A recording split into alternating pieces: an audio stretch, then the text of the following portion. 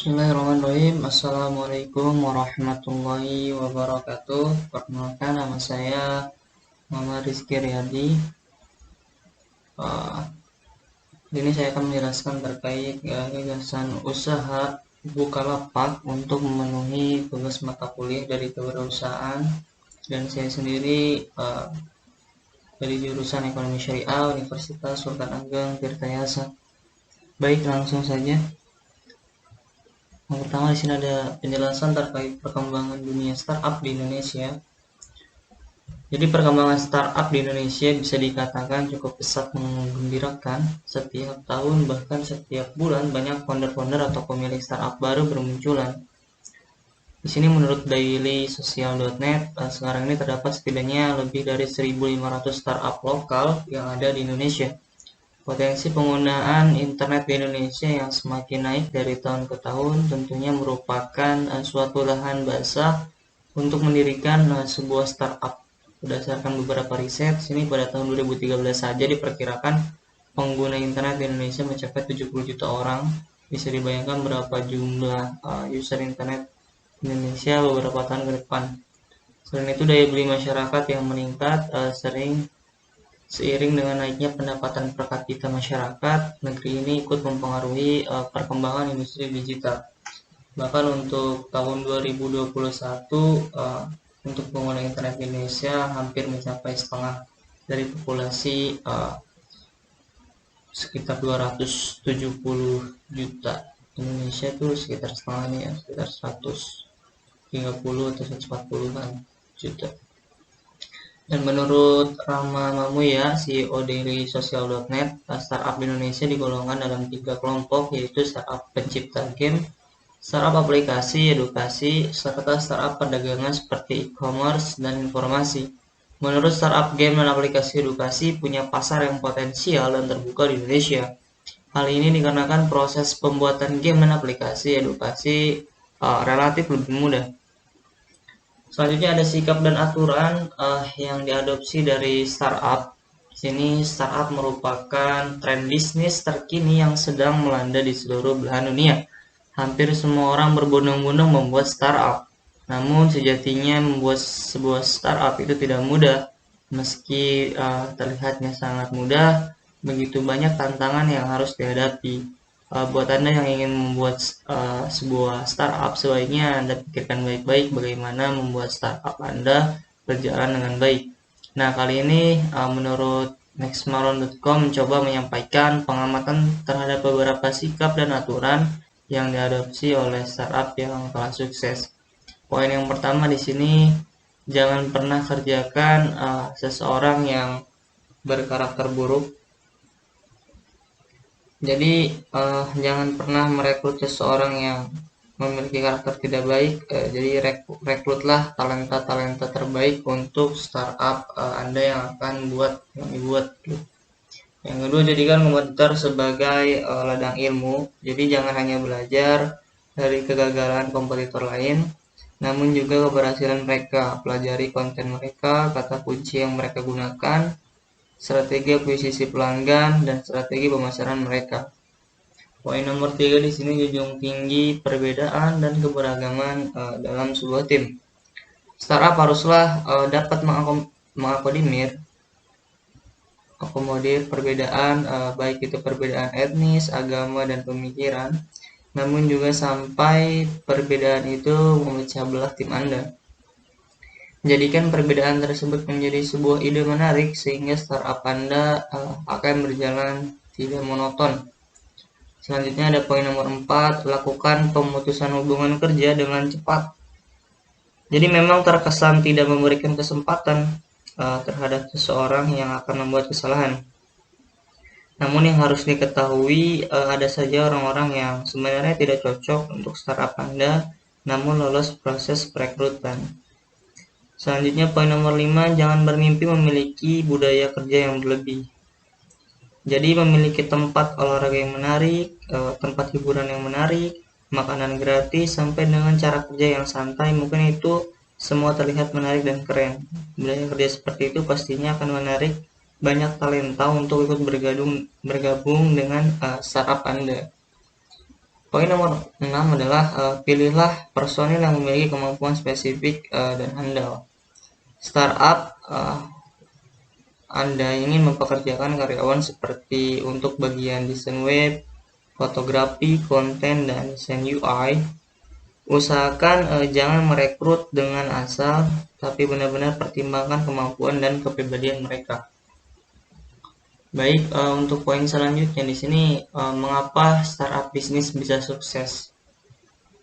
Jadi di poin pertama itu dalam sebuah bisnis startup memang pada awalnya dirasa sulit untuk bisa sukses, membutuhkan waktu yang lama untuk bisa mengembangkan usaha dan mencapai sebuah kesuksesan. Rata-rata 9 dari 10 bisnis startup akan keluar dari zona nyaman bisnisnya, dan sisanya yang mampu bertahan dan berhasil dengan orang-orang yang memiliki kualitas terbaik.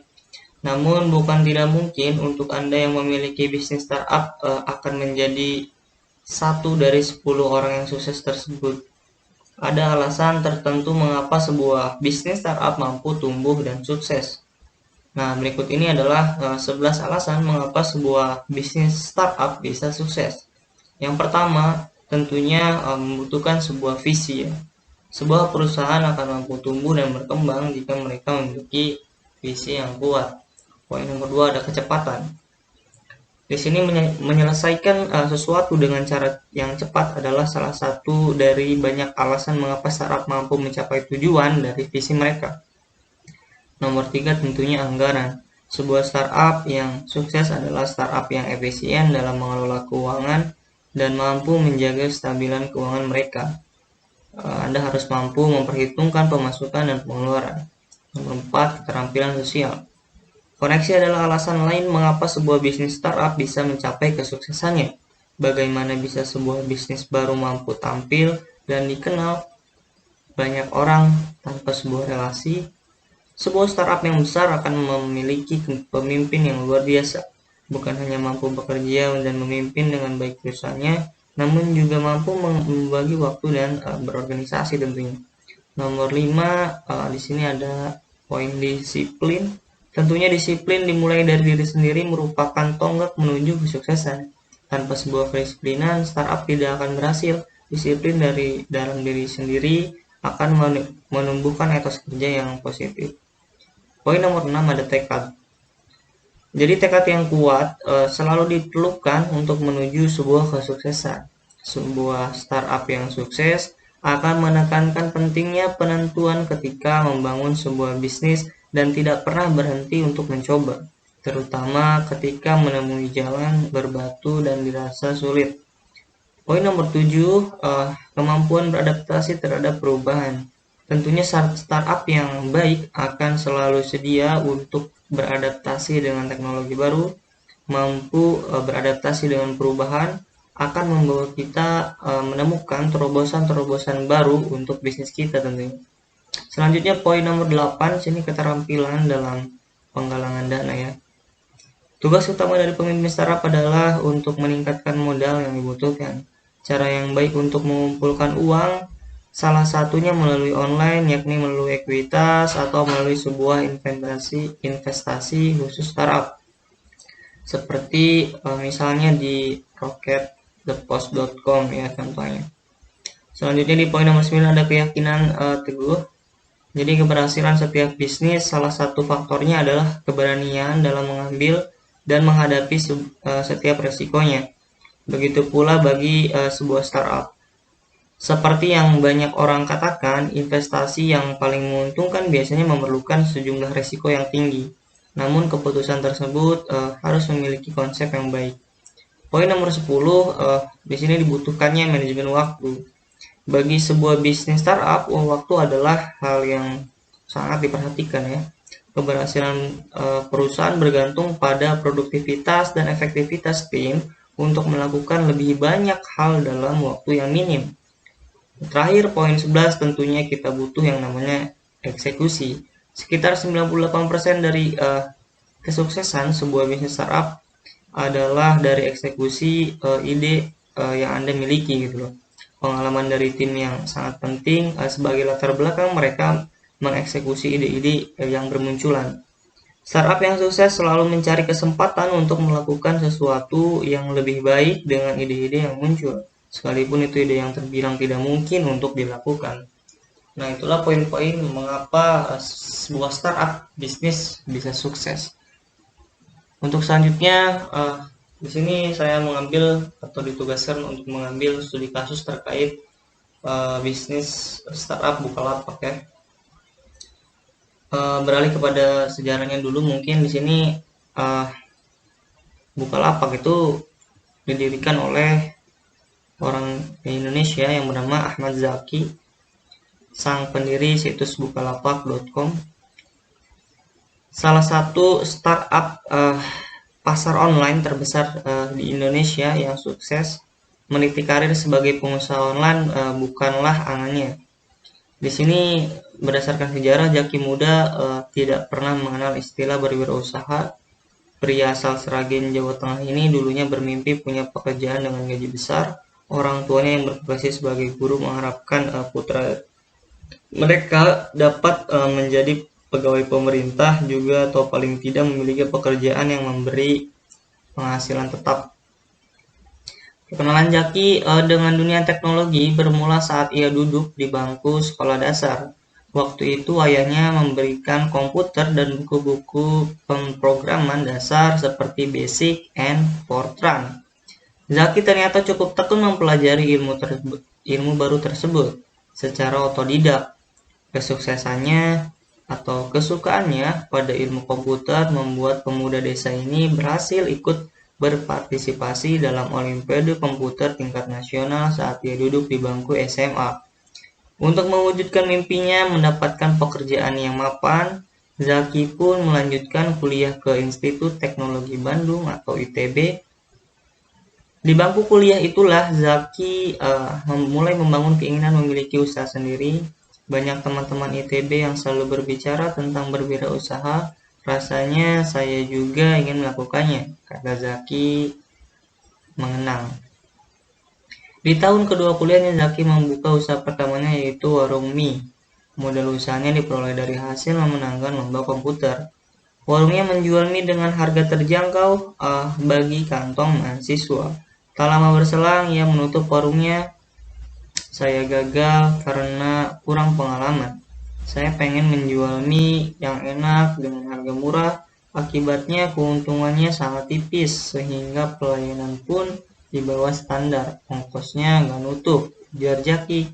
Tetapi ia sama sekali tidak menyerah. Tahun berikutnya Zaki mulai memanfaatkan keahlian komputernya untuk membuka usaha software yang dinamainya Dev Teknologi.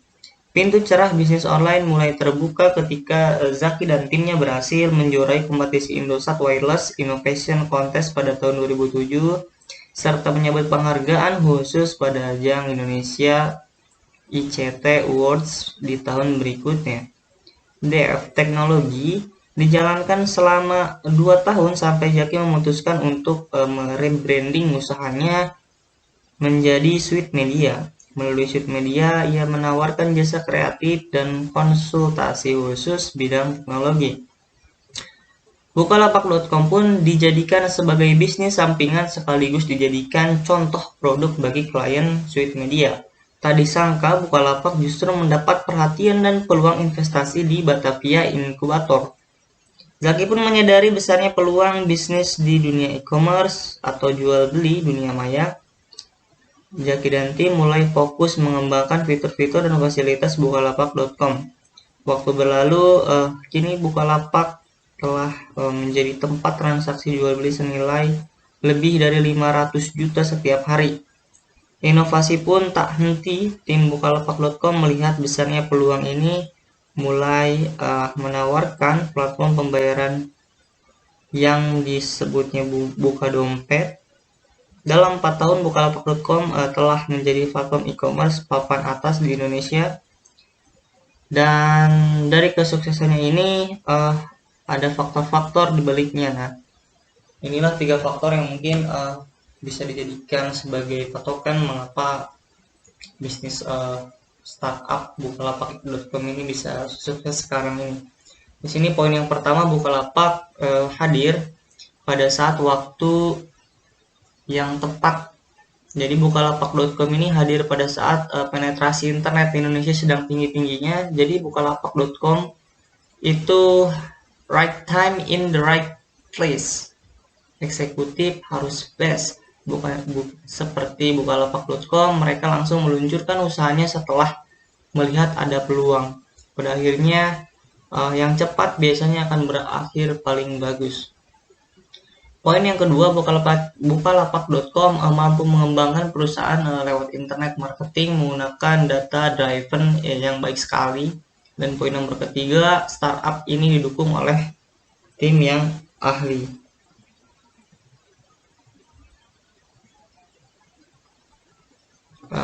Baik.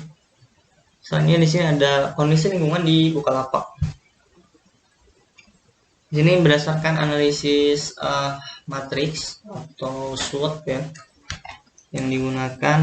Di sini ada poin yang pertama ini ada ST, kekuatan ancaman. Jadi adanya ancaman dari situs web penyedia jasa yang sama seperti di sisi lain Bukalapak.com juga sangat mudah diakses dalam melakukan pendaftaran akun, menjual, serta membeli barang. Kejelasan akan tampilan kategori dan keterangan yang lain membantu pengguna dengan mudah melakukan transaksi yang aman.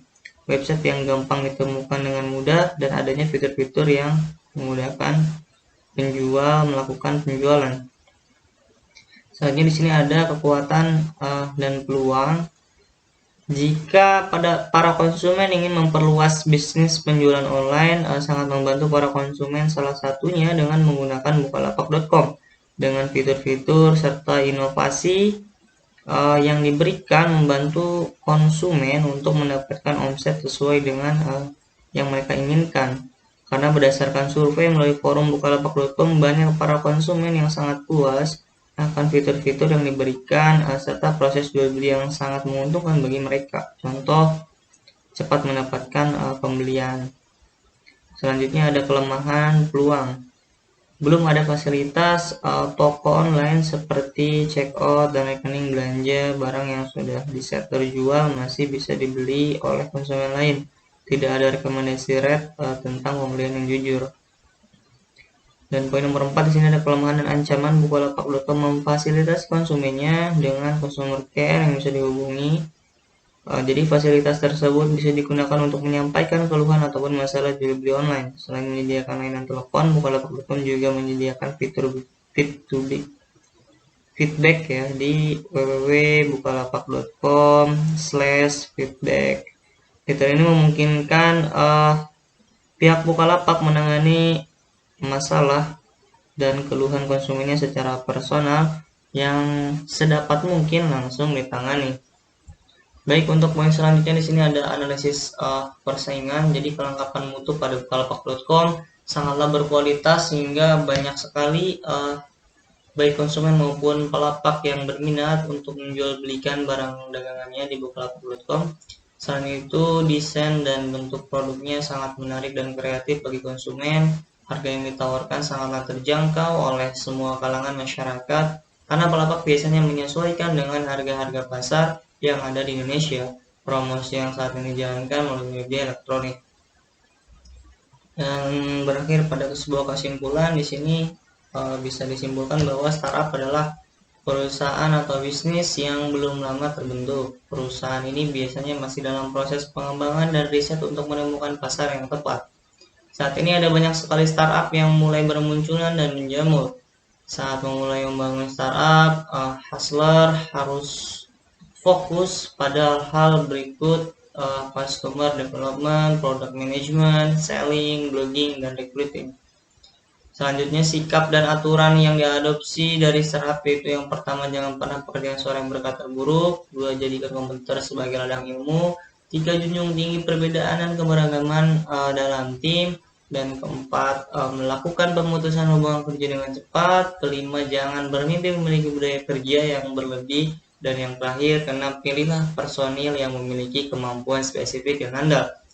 Ada alasan tertentu mengapa sebuah bisnis startup mampu tumbuh dan sukses. Berikut ini adalah 11 alasan mengapa sebuah startup bisnis bisa sukses itu yang pertama ada visi, kecepatan, anggaran, keterampilan sosial, disiplin, tekad, kemampuan beradaptasi terhadap perubahan, keterampilan dan penggalangan dana, keyakinan teguh, manajemen waktu dan eksekusi. Mungkin itulah yang bisa saya jelaskan pada materi kali ini terkait gagasan usaha Bukalapak. Berikut tadi beberapa penjelasan juga terkait bisnis startup ini. Mungkin hanya itu yang bisa saya sampaikan, kurang dan lebihnya mohon maaf. Wallahul muwaffiq ila aqwamit thoriq. Assalamualaikum warahmatullahi wabarakatuh.